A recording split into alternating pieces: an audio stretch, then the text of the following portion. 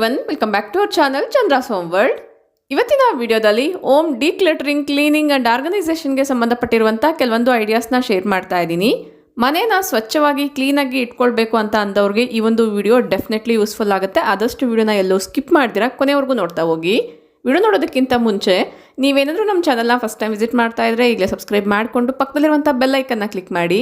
Bell icon click ಮಾಡಿ all on option click ಮಾಡೋದ್ರಿಂದ ನಾನು ನೆಕ್ಸ್ಟ್ ವಿಡಿಯೋ ಹಾಕಿದ ಕೂಡಲೇ ನಿಮಗೆ ನೋಟಿಫಿಕೇಶನ್ಸ್ ಅನ್ನೋದು ಬರುತ್ತೆ. ನೀವೇ ಫಸ್ಟಾಗಿ ನಮ್ಮ ವೀಡಿಯೋಸ್ನ ನೋಡ್ಬೋದು. Without delay let start the video. First ಒನ್ನು, ಸಿಲ್ಕ್ ಸ್ಯಾರಿನ ಯಾವ ರೀತಿ ವಾಶ್ ಮಾಡೋದು ಅಂತ ಲಾಸ್ಟ್ ವಿಡಿಯೋಸಲ್ಲಿ ತೋರಿಸಿದ್ದೆ. ಅದರ ಕಂಟಿನ್ಯೂಷನ್ ಅಂತಲೇ ಹೇಳ್ಬೋದು. ಸಿಲ್ಕ್ ಸ್ಯಾರಿ ಪೂರ್ತಿ ಡ್ರೈ ಆದಮೇಲೆ ಯಾವ ರೀತಿ ಇದೆ ಅನ್ನೋದನ್ನ ತೋರಿಸ್ತೀನಿ. ಅದನ್ನು ಐರನ್ನಿಂಗ್ ಯಾವ ರೀತಿ ನಾನು ಮಾಡ್ಕೊಳ್ತೀನಿ ಅನ್ನೋದನ್ನ ಕೂಡ ತೋರಿಸ್ತಾ ಹೋಗ್ತೀನಿ. ಇಲ್ಲಿ ನೀವು ನೋಡ್ತಾ ಇರ್ಬೋದು, ಫಸ್ಟ್ ನಾನು ಬ್ಲೌಸ್ನ ಐರನ್ ಮಾಡ್ತಾ ಇದ್ದೀನಿ. ಸಿಲ್ಕ್ ಬಟ್ಟೆಗಳ ನೀವೇನಾದ್ರು ಫಸ್ಟ್ ಟೈಮ್ ಐರನ್ ಮಾಡ್ತಾ ಇದ್ದೀರಾ, ಅದನ್ನು ಐರನ್ ಮಾಡೋಕ್ಕೆ ಸ್ವಲ್ಪ ಭಯ ಆಗುತ್ತೆ ಅಂತ ಅಂದವರು ತೆಳ್ಳಗಿರುವಂಥ ಪಂಚೆ ಬಟ್ಟೆ ರೀತಿ ಬರುತ್ತೆ ಅಲ್ವಾ, ಸೊ ಪಂಚೆ ಬಟ್ಟೆನ ನೀಟಾಗಿರುವಂಥದ್ದನ್ನು ಸಿಲ್ಕ್ ಬಟ್ಟೆಗಳ ಮೇಲೆ ಹಾಕ್ಕೊಂಡು ಅದ್ರ ಮೇಲೆ ನೀವು ಐರನಿಂಗ್ ಅನ್ನೋದು ಮಾಡ್ಕೊಳ್ಬೋದು. ಆದಷ್ಟು ನೀವು ಐರನ್ ಬಾಕ್ಸಲ್ಲಿ ಸಿಲ್ಕ್ ಮೋಡ್ ಅನ್ನೋ ಆಪ್ಷನ್ನ ಸೆಲೆಕ್ಟ್ ಮಾಡಿಕೊಂಡು ಐರನ್ ಮಾಡ್ಕೊಂಡ್ರೆ ಬೆಟರು. ಸಿಲ್ಕ್ ಕ್ಲಾತ್ಗೆ ಎಷ್ಟು ಟೆಂಪರೇಚರ್ ಇರಬೇಕೋ ಆಲ್ರೆಡಿ ಒಂದು ಐರನ್ ಬಾಕ್ಸಲ್ಲಿ ಸೆಟ್ ಆಗಿರೋದ್ರಿಂದ ನಾವು ಕರೆಕ್ಟಾಗಿ ಆ ಒಂದು ಮೋಡ್ಗೆ ಸೆಲೆಕ್ಟ್ ಮಾಡಿಕೊಂಡು ಐರನ್ ಮಾಡ್ಕೊಳ್ಳೋದ್ರಿಂದ ಯಾವುದೇ ರೀತಿ ಪ್ರಾಬ್ಲಮ್ ಆಗದಿರ ಇರುತ್ತೆ. ಇಲ್ಲಿ ನೀವು ನೋಡ್ತಾ ಇರ್ಬೋದು, ಟಾಸಲ್ಸ್ ಎಲ್ಲ ಏನು ಬಂದಿರುತ್ತೆ ಅದನ್ನು ಕೂಡ ನಾನು ಐರನ್ ಮಾಡ್ಕೊಳ್ತಾ ಇದ್ದೀನಿ. ವಾಶ್ ಮಾಡಿರೋದ್ರಿಂದ ಸ್ವಲ್ಪ ವೆಟ್ನೆಸ್ ಏನಾದರೂ ಇದ್ರೂ ಕೂಡ ನೀಟಾಗಿ ಹೋಗುತ್ತೆ ಅನ್ನೋದ್ರಿಂದ ಆದಷ್ಟು ಪೂರ್ತಿ ಡ್ರೈ ಆದಮೇಲೆ ನಾವು ಐರನ್ ಮಾಡ್ಕೊಳ್ಬೇಕಾಗುತ್ತೆ. ಇಲ್ಲಾಂದರೆ ಬಟ್ಟೆ ಅನ್ನೋದು ಡ್ಯಾಮೇಜ್ ಆಗೋ ಚಾನ್ಸ್ ಇರುತ್ತೆ. ಇನ್ನು ವರ್ಕ್ ಎಲ್ಲ ಏನು ಹಾಕ್ಸಿರ್ತೀರಾ ಅದ್ರ ಮೇಲೆ ಏನಾದ್ರು ನಿಮ್ಗೆ ಐರನ್ ಮಾಡೋಕ್ಕೆ ಡೌಟ್ ಇದ್ದರೆ ಬ್ಲೌಸ್ನ ನೀವು ಉಲ್ಟಾ ಮಾಡಿಕೊಂಡು ಕೂಡ ಐರನಿಂಗ್ ಅನ್ನೋದು ಮಾಡ್ಕೊಳ್ಬೋದು. ನೋಡ್ತಾ ಇದ್ದೀರಲ್ವ, ನೀಟಾಗಿ ಐರನ್ ಮಾಡ್ಕೊಂಡ್ಮೇಲೆ ಈ ರೀತಿ ಫೋಲ್ಡ್ ಮಾಡಿ ಇಟ್ಕೊಳ್ತಾ ಇದ್ದೀನಿ. ಈಗ ಸ್ಯಾರಿನ ಯಾವ ರೀತಿ ಐರನ್ ಮಾಡ್ತೀನಿ ಅಂತ ತೋರಿಸ್ತೀನಿ ನೋಡಿ. ಯೂಶ್ವಲಿ ಸ್ಯಾರಿನ ಐರನ್ ಮಾಡೋಂಥವ್ರು ಫಸ್ಟಿಗೆ ಒಂದೆಳೆ ಅಂದರೆ ಪೂರ್ತಿ ಸ್ಯಾರಿನ ತೆಗೆದುಬಿಟ್ಟು ಒಂದು ಕಡೆಯಿಂದ ಐರನ್ ಮಾಡಿ ಆಮೇಲೆ ಒಂದೊಂದೇ ಫೋಲ್ಡಿಂಗ್ ಮಾಡ್ಕೊಳ್ತಾ ಐರನ್ ಮಾಡ್ತಿರ್ತಾರೆ. ಆ ರೀತಿ ಮಾಡೋದ್ರಿಂದ ಪ್ರತಿಯೊಂದು ಫೋಲ್ಡಿಂಗ್ ಹತ್ರ ಕೂಡ ಲೈನ್ ರೀತಿ ಬಿದ್ದುಬಿಡುತ್ತೆ. ಅದನ್ನು ನಾವು ಆಗಾಗ ಚೇಂಜ್ ಮಾಡಿಲ್ಲ ಅಂದರೆ ಅಲ್ಲೆಲ್ಲ ಥ್ರೆಡ್ ಕಟ್ ಆಗೋ ಚಾನ್ಸ್ ಇರುತ್ತೆ. ಅದ್ರ ಬದಲಾಗಿ ಇಲ್ಲಿ ನೀವು ನೋಡ್ತಿದ್ರಲ್ಲ, ಫಸ್ಟ್ಗೆ ನಾನು ಯಾವ ರೀತಿ ಫೋಲ್ಡ್ ಮಾಡಿದ್ದೀನೋ ಅದೇ ರೀತಿನೇ ಫಸ್ಟಿಗೆ ಐರನ್ ಮಾಡಿದ್ದೀನಿ. ಈಗ 1 by 1 ಲೇಯರ್ ಈ ರೀತಿ ಬಿಚ್ಕೊಳ್ತಾ ಐರನ್ ಮಾಡ್ಕೊಳ್ತಾ ಹೋಗ್ತೀನಿ. ಇಲ್ಲಿ ನೀವು ನೋಡ್ತಾ ಇರ್ಬೋದು, ಈಗ 4ರಿಂದ 6 ಲೇಯರ್ ಅನ್ನೋದು ಇರುತ್ತೆ.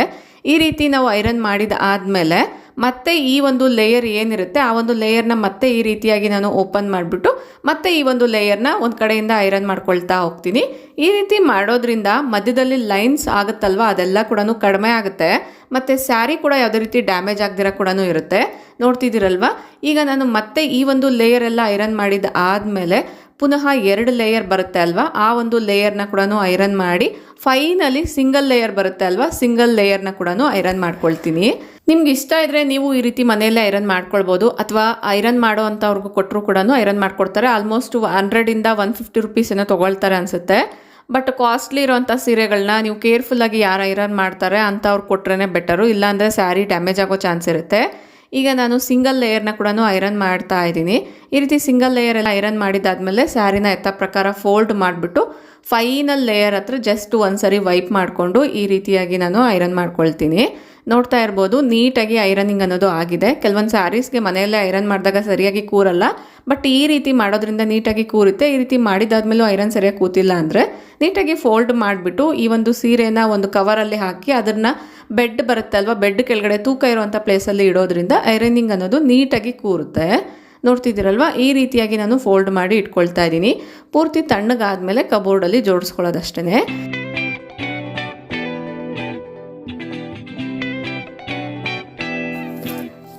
ಸಿಲ್ಕ್ ಸ್ಯಾರೀಸ್ ಮಾತ್ರ ಅಲ್ಲದೆ ಡೈಲಿ ವೇರ್ ಬಟ್ಟೆಗಳನ್ನ ಕೂಡ ನಾನು ಐರನಿಂಗ್ ಮಾಡ್ಕೊಳ್ತಾ ಇರ್ತೀನಿ. ಇಲ್ಲಿ ನೀವು ನೋಡ್ಬೋದು, ಇದು ರೆಗ್ಯುಲರ್ ಪ್ರೋಸೆಸ್ ಅಂತಲೇ ಹೇಳ್ಬೋದು. ಸೊ ನೆಕ್ಸ್ಟು, ಈ ರೀತಿ ಡ್ರಾಸ್ ಎಲ್ಲ ಏನಿರುತ್ತೆ, ಸಾಮಾನ್ಯವಾಗಿ ಡ್ರಾಸ್ನ ನಾವು ಕ್ಲೋಸ್ ಮಾಡಿದಾಗ ಇಮ್ಮಿಡಿಯೇಟಾಗಿ ಓಪನ್ ಆಗ್ತಾ ಇರುತ್ತೆ. ಟೈಟಾಗಿ ಡ್ರಾ ಅನ್ನೋದು ಫಿಕ್ಸ್ ಆಗ್ತಾನೆ ಇರಲ್ಲ, ಜಸ್ಟ್ ಈ ರೀತಿ ಓಪನ್ ಆಗ್ತಾನೆ ಇರುತ್ತೆ. ನೀಟಾಗಿ ಡ್ರಾ ಹಾಕಿದ ಕೂಡಲೇ ಟೈಟಾಗಿ ಇರಬೇಕು ಅನ್ನೋದಾದರೆ ಯಾವ ರೀತಿ ಟಿಪ್ಸ್ನ ಫಾಲೋ ಮಾಡಬೇಕು ಅನ್ನೋದನ್ನು ನೋಡೋಣ.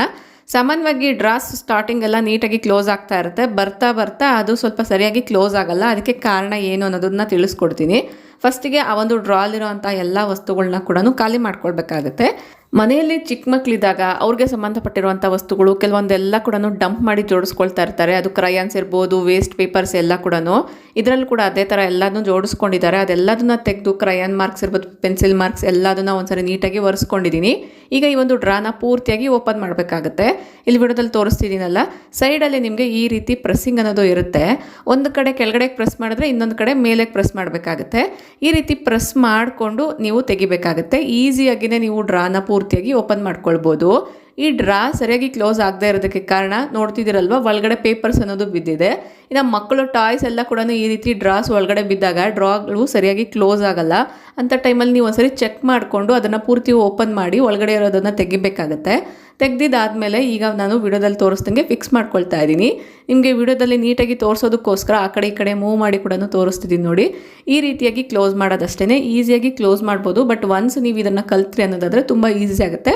ಸ್ಟಾರ್ಟಿಂಗಲ್ಲಿ ನಿಮಗೆ ಸ್ವಲ್ಪ ಕಷ್ಟ ಅನಿಸುತ್ತೆ ಅಷ್ಟೇ. ನೋಡಿ, ಡ್ರಾನ ಈಗ ಕ್ಲೋಸ್ ಮಾಡಿ ಕೂಡ ತೋರಿಸ್ತೀನಿ. ತುಂಬ ನೀಟಾಗಿ ಡ್ರಾ ಅನ್ನೋದು ಕ್ಲೋಸ್ ಆಗುತ್ತೆ. ಟೈಟಾಗಿ ಕೂಡ ಇರುತ್ತೆ, ಯಾವುದೇ ಕಾರಣಕ್ಕೂ ಓಪನ್ ಆಗದಿರುತ್ತೆ ಅಂಟಿಲ್ ನಾವು ಓಪನ್ ಮಾಡೋವರೆಗೂ ಕೂಡ. ಇಷ್ಟ ಆದರೆ ಲೈಕ್ ಮಾಡಿ. ನೀವು ಕೂಡ ಈ ರೀತಿ ಪ್ರಾಬ್ಲಮ್ನ ಫೇಸ್ ಮಾಡ್ತಾ ಇದ್ದರೆ ಒಂದ್ಸರಿ ಚೆಕ್ ಮಾಡ್ಕೊಳ್ಳಿ. Next chair cleaning. ಯೂಶ್ವಲಿ ಚೇರ್ಸ್ನ ಎಲ್ಲರೂ ಕೂಡ ಉಪಯೋಗ ಮಾಡ್ಕೊಳ್ತಿರ್ತೀವಲ್ವ. ಈ ಒಂದು ಚೇರ್ಸ್ನ ಕ್ಲೀನ್ ಮಾಡಿಲ್ಲ ಅನ್ನೋದಾದರೆ ಇದರ ಮೇಲೆ ಕೆಳಗಡೆ ಎಲ್ಲ ಕೂಡ ಒಂದು ರೀತಿ ಬ್ಲಾಕ್ ಆಗಿ ಲೇಯರ್ಸ್ ಅನ್ನೋದು ಫಾರ್ಮ್ ಆಗ್ತಾ ಇರುತ್ತೆ. ಚೇರ್ನ ಕ್ಲೀನ್ ಮಾಡೋದಕ್ಕೋಸ್ಕರ ಆಲ್ ಪರ್ಪಸ್ ಕ್ಲೀನಿಂಗ್ ಲಿಕ್ವಿಡ್ನ ಸ್ಪ್ರೇ ಮಾಡ್ಕೊಳ್ತಾ ಇದ್ದೀನಿ. ಸ್ಪ್ರೇ ಮಾಡಿದಾದಮೇಲೆ ಜಸ್ಟ್ ಒಂದು ಬಟ್ಟೆಯಿಂದ ಒರೆಸ್ಕೊಳ್ತಾ ಇದ್ದೀನಿ. ಬಟ್ ಸೈಡಲ್ಲಿ ಎಡ್ಜಸ್ಸಲ್ಲಿರುವಂಥ ಕಲೆಗಳೆಲ್ಲ ಈಸಿಯಾಗಿ ಹೋಗಲ್ಲ.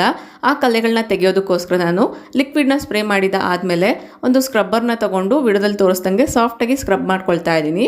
ಲಿಕ್ವಿಡ್ನ ಸ್ಪ್ರೇ ಮಾಡಿದ ಆದಮೇಲೆ ಈ ರೀತಿ ಮಾಡೋದ್ರಿಂದ ಲಿಕ್ವಿಡಲ್ಲಿ ಆ ಕೊಳೆ ಎಲ್ಲ ಕೂಡ ನೆಂದಿರುತ್ತೆ. ನಾವು ಸ್ಕ್ರಬ್ ಮಾಡಬೇಕಾದ್ರೂ ಕೂಡ ಈಸಿಯಾಗಿ ಕೊಳೆ ಎಲ್ಲನೂ ಬಿಟ್ಕೊಳ್ಳುತ್ತೆ.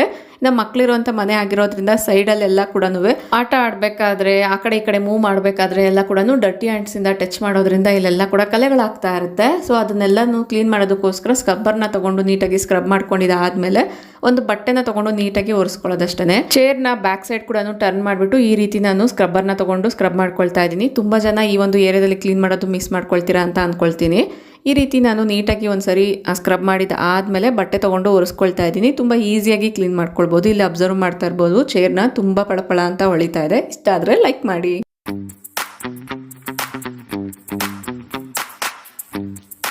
ಲಾಸ್ಟ್ ಒಂದು 2-3 ವಿಡಿಯೋ ಬ್ಯಾಕ್ ಒಂದು ವಿಡಿಯೋನ ಶೇರ್ ಮಾಡಿದ್ದೆ. ಅದರಲ್ಲಿ ತೋರಿಸಿದ್ದೆ ನಾನು ಇಂಪಾರ್ಟೆಂಟ್ ಏನು ಕೆಲಸ ಇರುತ್ತೋ ಅದನ್ನು ಫಸ್ಟ್ ಮಾಡ್ಕೊಳ್ತೀನಿ ಅಂತ. ಅದರಲ್ಲಿ ನಾನು ಕೆಲವೊಂದು ಊರಿಂದ ತಂದಿರುವಂಥ ತರಕಾರಿಗಳು, ಹಣ್ಣುಗಳನ್ನೆಲ್ಲ ಕೂಡ ಜೋಡಿಸ್ಕೊಳ್ಳೋದನ್ನು ತೋರಿಸಿದ್ದೆ. ಇಲ್ಲಿ ನೀವು ನೋಡ್ತಾ ಇರ್ಬೋದು, ಬಾಳೆಗೊನೆನ ಕೂಡ ನಾನು ಡೈರೆಕ್ಟಾಗಿ ಒಂದು ಚೀಲದಲ್ಲಿ ಹಾಕಿ ಇಟ್ಬಿಟ್ಟಿದ್ದೆ. ಬಟ್ ವಿಂಟರ್ ಆಗಿರೋ ಕಾರಣ ಮತ್ತು ಸರಿಯಾಗಿ ಬಾಳೆಹಣ್ಣು ಪಕ್ವಕ್ಕೆ ಬಂದಿಲ್ಲ ಅಂದರೂ ಕೂಡ ಬೇಗ ಹಣ್ಣಾಗಲ್ಲ. ಸೊ ಆ ಬಾಳೆಹಣ್ಣನ್ನ ನಾವು ಯಾವ ರೀತಿ ಹಣ್ಣು ಮಾಡ್ಕೊಳ್ಬೋದು ಈಸಿಯಾಗಿ ಅನ್ನೋದನ್ನು ತೋರಿಸ್ತೀನಿ ನೋಡಿ. ಫಸ್ಟಿಗೆ ನಾನು ಬಾಳೆಹಣ್ಣಿನ ಚಿಪ್ಪೆನ ಕರೆಕ್ಟಾಗಿ ಕಟ್ ಮಾಡಿ ಇಟ್ಕೊಳ್ತಾ ಇದ್ದೀನಿ. ಕಟ್ ಮಾಡಿದ್ದಾದಮೇಲೆ ಈಗ ಒಂದು ನ್ಯೂಸ್ ಪೇಪರ್ನ ತೊಗೊಂಡು ಅದರಲ್ಲಿ ಈ ರೀತಿ ನಾನು ಪೇಪರ್ನ ರ್ಯಾಪ್ ಮಾಡಿ ಇಟ್ಕೊಳ್ಳೋದಷ್ಟೇ. ಈ ರೀತಿ ಮಾಡಿ ಇಡೋದ್ರಿಂದ ಆಲ್ಮೋಸ್ಟ್ ಕರೆಕ್ಟಾಗಿ ಪಕ್ವಕ್ಕೆ ಬಂದಿದ್ರೆ ಬಾಳೆಹಣ್ಣು ಒಂದು 2 ದಿನದಲ್ಲೇ ಹಣ್ಣಾಗ್ಬಿಡುತ್ತೆ. ಈಗ ಒಂದು ಬುಟ್ಟಿನ ತೊಗೊಂಡು ಅದರಲ್ಲಿ ಈ ರೀತಿ ಬಾಳೆಹಣ್ಣುಗಳನ್ನ ಜೋಡಿಸ್ಕೊಳ್ತಾ ಇದ್ದೀನಿ. ನೀವು ಇಲ್ಲಿ ಬುಟ್ಟಿನ ಅಬ್ಸರ್ವ್ ಮಾಡ್ಬೋದು, ಶೈನಿಂಗ್ ಅನ್ನೋದು ಪೂರ್ತಿಯಾಗಿ ಹೋಗಿದೆ. ನಾನು ಕಮಿಂಗ್ ವೀಡಿಯೋಸಲ್ಲಿ ಅದ್ರ ಬಗ್ಗೆ ಕೂಡ ಶೇರ್ ಮಾಡ್ತೀನಿ.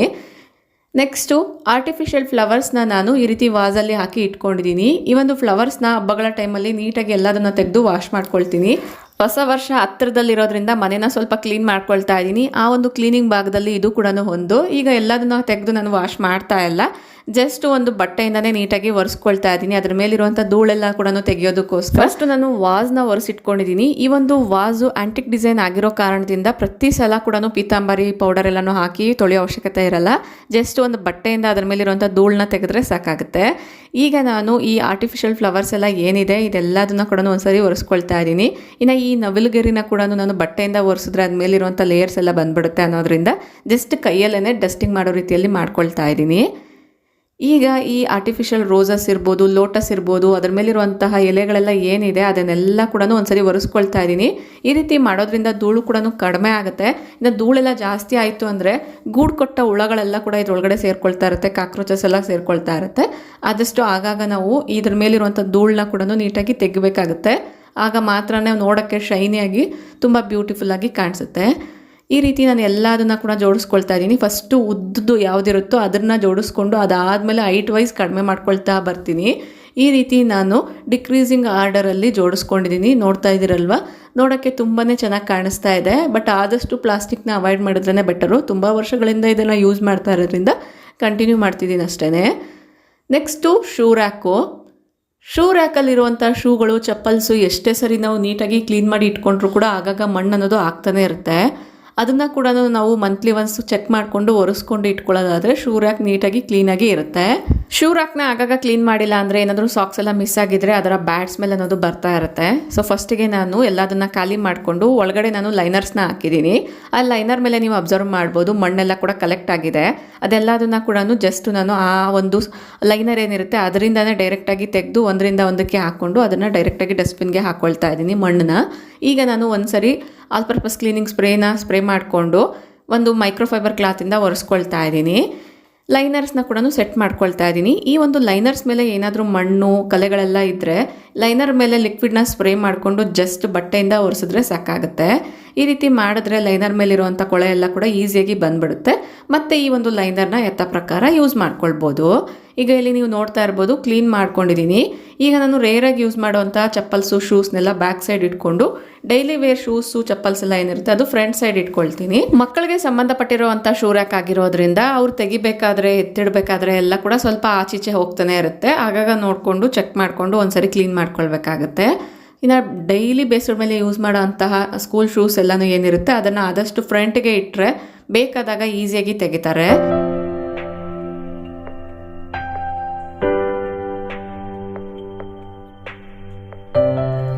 ಇನ್ನೊಂದು ಕಡೆ ಇರೋಂಥ ಶೂ ರ್ಯಾಕ್ನ ಕೂಡ ಅದೇ ಥರ ಖಾಲಿ ಮಾಡಿಕೊಂಡು ನೀಟಾಗಿ ಎಲ್ಲದನ್ನು ಜೋಡಿಸಿ ಇಟ್ಕೊಂಡಿದ್ದೀನಿ. ಈ ರೀತಿ ಶೂಸ್ ಎಲ್ಲನೂ ಟಚ್ ಮಾಡಿದಾಗ ಆದಷ್ಟು ಹ್ಯಾಂಡ್ ವಾಶ್ ಮಾಡ್ಕೊಂಡ್ರೇ ಬೆಟರು. ನಾನಿಲ್ಲಿ ಡೆಟಾಲ್ನ ಯೂಸ್ ಮಾಡಿಕೊಂಡು ಹ್ಯಾಂಡ್ ವಾಶ್ ಮಾಡ್ಕೊಳ್ತಾ ಇದ್ದೀನಿ.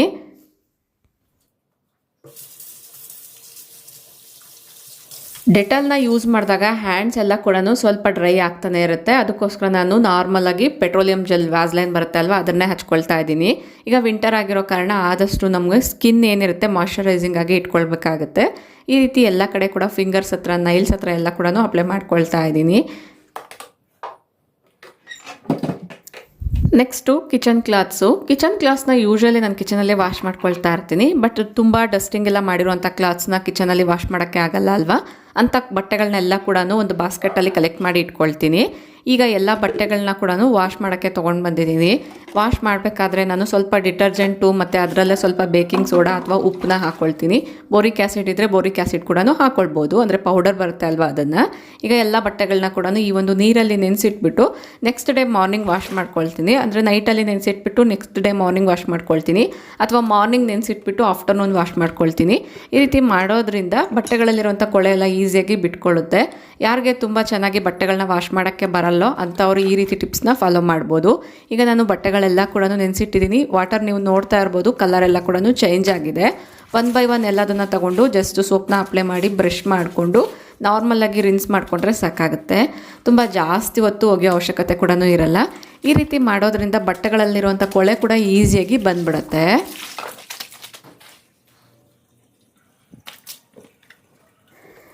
ಈಗ ಉಳಿದಿರೋಂಥ ಎಲ್ಲ ಬಟ್ಟೆಗಳನ್ನ ಕೂಡ ಇದೇ ಥರನೇ ವಾಶ್ ಮಾಡ್ಕೊಳ್ತೀನಿ. ಇನ್ನು ಇಲ್ಲಿ ನೋಡ್ತಿದ್ದೀರಲ್ವ, ಈ ಒಂದು ಬಾಸ್ಕೆಟಲ್ಲಿ ನಾನು ಎಲ್ಲ ಬಟ್ಟೆಗಳನ್ನ ಕಲೆಕ್ಟ್ ಮಾಡಿ ಇಟ್ಕೊಂಡಿದ್ದೀನಿ. ಈಗ ವಾಷಿಂಗ್ ಆದಮೇಲೆ ಪ್ರತಿಯೊಂದು ಬಟ್ಟೆನ ರಿನ್ಸ್ ಮಾಡಿಬಿಟ್ಟು ಅಂದರೆ ಜಾಲಿಸ್ಕೊಂಡು ಅದರಲ್ಲೇ ಹಾಕಿ ಇಟ್ಕೊಳ್ತಾ ಇದ್ದೀನಿ. ಎಲ್ಲದನ್ನು ತೋರಿಸ್ತಾ ಹೋದರೆ ವಿಡಿಯೋ ಲೆಂತಿ ಆಗುತ್ತೆ ಅನ್ನೋದ್ರಿಂದ ಜಸ್ಟ್ ನಾನು ಬಟ್ಟೆಗಳನ್ನ ಜಾಲಿಸಿ ಹಾಕೋದು ಮಾತ್ರನೇ ತೋರಿಸ್ತಾ ಇದ್ದೀನಿ.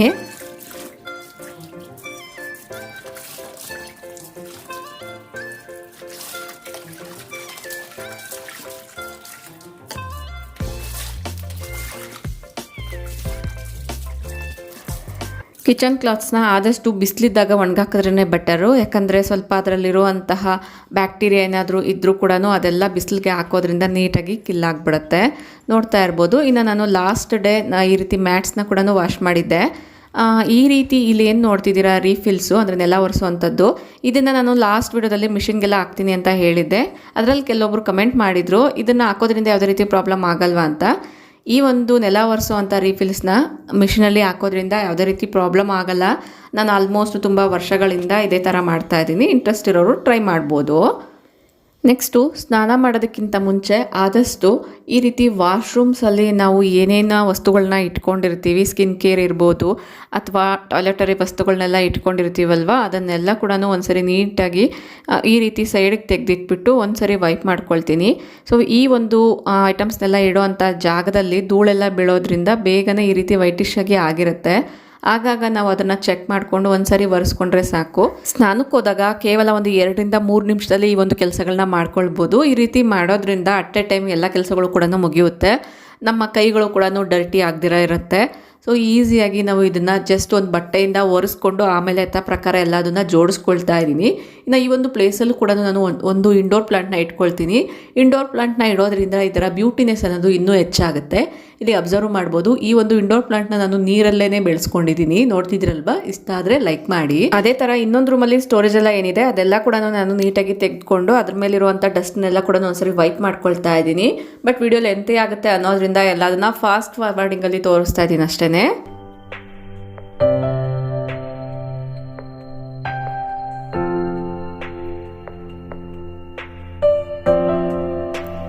ಈ ಮಿರರ್ಸ್ ಕೂಡ ಅಷ್ಟೇ ಬಿಸಿ ನೀರನ್ನ ಹಬೆಗೆಲ್ಲ ಕೂಡ ಮಾರ್ಕ್ಸ್ ಆಗಿರುತ್ತೆ. ಆದಷ್ಟು ಒಂದ್ಸರಿ ನೀವು ಕೊಲಿನ್ ಸ್ಪ್ರೇನ ಕೂಡ ಸ್ಪ್ರೇ ಮಾಡ್ಕೊಳ್ಬೋದು. ಬಟ್ ನಾನಿಲ್ಲಿ ಆಲ್ ಪರ್ಪಸ್ ಕ್ಲೀನಿಂಗ್ ಸ್ಪ್ರೇನೇ ಸ್ಪ್ರೇ ಮಾಡಿಕೊಂಡು ಜಿಗ್ಜಾಗ್ ಮೋಷನಲ್ಲಿ ವೈಪ್ ಮಾಡ್ಕೊಂಡಿದ್ದೀನಿ.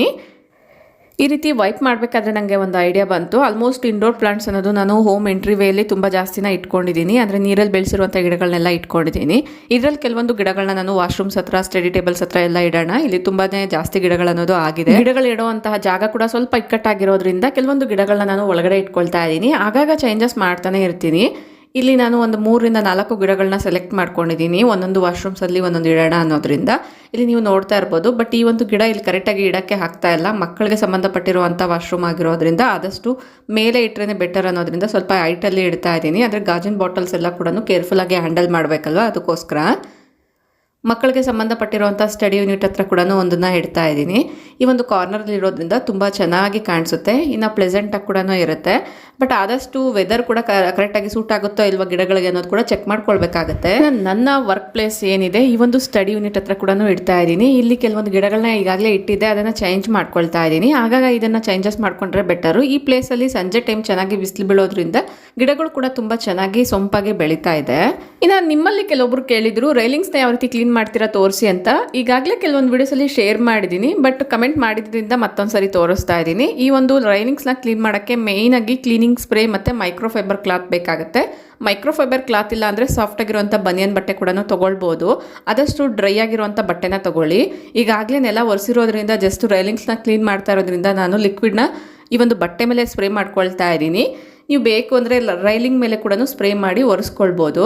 ಇನ್ನು ಈ ರೀತಿ ಒರೆಸ್ಬೇಕಾದ್ರೂ ಕೂಡ ಅಷ್ಟೇ, ಏನಾದರೂ ಕ್ಲಾತ್ ತುಂಬ ಡರ್ಟಿ ಆಯಿತು, ತುಂಬ ಕಲೆಗಳಾಯಿತು ಅಂದರೆ ಚೇಂಜ್ ಮಾಡ್ಕೊಳ್ಬೇಕಾಗತ್ತೆ. ಇಲ್ಲ ಅಂದರೆ ಅಷ್ಟು ನೀಟಾಗಿ ಫಿನಿಶಿಂಗ್ ಅನ್ನೋದು ಬರಲ್ಲ. ಗ್ಲಾಸಿ ಫಿನಿಶಿಂಗ್ ಅಂದರೆ ಶೈನಿಯಾಗಿ ಕಾಣಿಸ್ಬೇಕು ಅಂದರೆ ಬಟ್ಟೆ ನೀಟಾಗಿರಬೇಕು. ಆದಷ್ಟು ಮೈಕ್ರೋಫೈಬರ್ ಕ್ಲಾತ್ ಆದರೆ ಧೂಳೆಲ್ಲ ಕೂಡ ಈಸಿಯಾಗಿ ತೆಗೆಯುತ್ತೆ. ಇಲ್ಲಿ ನೀವು ನೋಡ್ಬೋದು, ಈ ಒಂದು ಮೈಕ್ರೋಫೈಬರ್ ಕ್ಲಾತ್ ಮೇಲೇ ನಾನು ಲಿಕ್ವಿಡ್ನ ಸ್ಪ್ರೇ ಮಾಡಿಕೊಂಡು ಕ್ಲೀನ್ ಮಾಡ್ಕೊಳ್ತಾ ಇದ್ದೀನಿ. ಆಗಲೇ ಹೇಳ್ದಂಗೆ ವೆಟ್ಟಾಗಿರುವಂಥ ಬಟ್ಟೆನ ತೊಗೊಳಕ್ಕೆ ಹೋಗಬೇಡಿ, ಡ್ರೈ ಆಗಿರುವಂಥ ಬಟ್ಟೆನೇ ತೊಗೊಳ್ಬೇಕಾಗತ್ತೆ. ಆಗ ಮಾತ್ರ ನಿಮಗೆ ಆ ಒಂದು ಶೈನಿಂಗು ಫಿನಿಶಿಂಗ್ ನೀಟಾಗಿ ಬರುತ್ತೆ. ನೀಟಾಗಿ ಒರೆಸಿದೆಲ್ಲ ಆದಮೇಲೆ ತೋರಿಸ್ತೀನಿ ನೋಡಿ ಎಷ್ಟು ಶೈನಿಯಾಗಿ ಕಾಣಿಸ್ತಾ ಇದೆ ಅಂತ.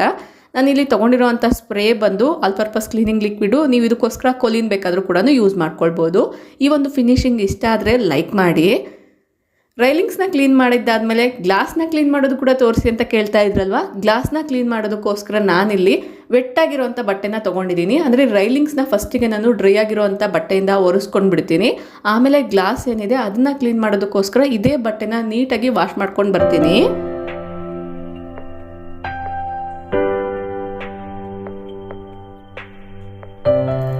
ರೈಲಿಂಗ್ಸ್ ಎಲ್ಲ ಕ್ಲೀನ್ ಮಾಡಬೇಕಾದ್ರೆ ಕ್ಲಾತ್ ಎಲ್ಲ ಕೂಡ ಡರ್ಟಿ ಆಗಿರುತ್ತೆ ಅಲ್ವಾ, ಅದನ್ನು ಒಂದ್ಸರಿ ನೀಟಾಗಿ ನೀವು ವಾಶ್ ಮಾಡಿಕೊಂಡು ಆಮೇಲೆ ಇದೇ ಬಟ್ಟೆನೇ ನೀವು ಗ್ಲಾಸ್ ಕ್ಲೀನ್ ಮಾಡೋದಕ್ಕೋಸ್ಕರ ಕೂಡ ಯೂಸ್ ಮಾಡ್ಕೊಳ್ಬೋದು. ಇಲ್ಲಿ ನೀವು ನೋಡ್ತಾ ಇರ್ಬೋದು, ಗ್ಲಾಸ್ ಒಂದು ಭಾಗದಲ್ಲಿ ನಾವು ನೀಟಾಗಿ ಕ್ಲೀನ್ ಮಾಡ್ಬೋದು. ಅದೇ ಇನ್ನೊಂದು ಸೈಡ್ ಏನಿದೆ ಅದನ್ನು ಕ್ಲೀನ್ ಮಾಡೋದಕ್ಕೆ ಕಷ್ಟ ಆಗುತ್ತೆ ಅಲ್ವಾ, ಅದನ್ನು ನೀವು ಈ ರೀತಿಯಾಗಿ ಕ್ಲೀನ್ ಮಾಡ್ಕೊಳ್ಬೋದು. ವೈಪರ್ ಇರ್ಬೋದು, ಇದು ಬಂದು ವಿಂಡೋ ಕ್ಲೀನರು. ಇದಕ್ಕೇ ನಾನು ಮೈಕ್ರೋಫೈಬರ್ ಕ್ಲಾತ್ನ ಈ ರೀತಿ ನಾನು ಗಂಟಾಕ್ತಾ ಇದ್ದೀನಿ. ನೀವು ಈ ರೀತಿ ಏನಾದರೂ ಇಲ್ಲ ಅನ್ನೋದಾದರೆ ವೈಪರ್ ಬರುತ್ತೆ ಅಲ್ವಾ, ಅದನ್ನು ಬೇಕಾದ್ರೂ ತೊಗೊಳ್ಬೋದು. ಈ ರೀತಿ ಟೂಲ್ಸ್ನ ತೊಗೊಂಡು ನಾವು ಕ್ಲೀನ್ ಮಾಡೋದ್ರಿಂದ ತುಂಬ ಈಸಿಯಾಗಿ ಕ್ಲೀನ್ ಆಗುತ್ತೆ. ನೋಡ್ತಿದ್ದೀರಲ್ವಾ, ಈಗ ನಾನು ಬ್ಯಾಕ್ ಸೈಡ್ ಅಂದರೆ ಇನ್ನೊಂದು ಸೈಡ್ ಗ್ಲಾಸ್ ಏನಿದೆ ಅದನ್ನು ಕೂಡ ಈಸಿಯಾಗಿ ಈ ರೀತಿ ಕ್ಲೀನ್ ಮಾಡ್ಕೊಳ್ಬೋದು. ಬಟ್ ಇದನ್ನೆಲ್ಲ ವಿಡಿಯೋ ಶೂಟ್ ಮಾಡ್ಕೊಳ್ಬೇಕು ಅಂದರೆ ಸ್ವಲ್ಪ ಕಷ್ಟ ಆಗುತ್ತೆ. ಕ್ಯಾಮ್ರಾನ ಕೂಡ ಒಬ್ಬರೇ ಇಟ್ಕೊಳ್ಳೋದ್ರಿಂದ ಸ್ವಲ್ಪ ಆಚೀಚೆ ಆಗುತ್ತೆ, ಆದಷ್ಟು ಅಡ್ಜಸ್ಟ್ ಮಾಡ್ಕೊಳ್ಳಿ. ಈ ರೀತಿ ಕ್ಲೀನ್ ಮಾಡ್ಕೊಂಡ್ರೆ ಸಾಕಾಗುತ್ತೆ. ಈಸಿಯಾಗಿ ಗ್ಲಾಸು ಮತ್ತು ರೈಲಿಂಗ್ಸ್ ಎರಡು ಕೂಡ ಕ್ಲೀನ್ ಆಗುತ್ತೆ.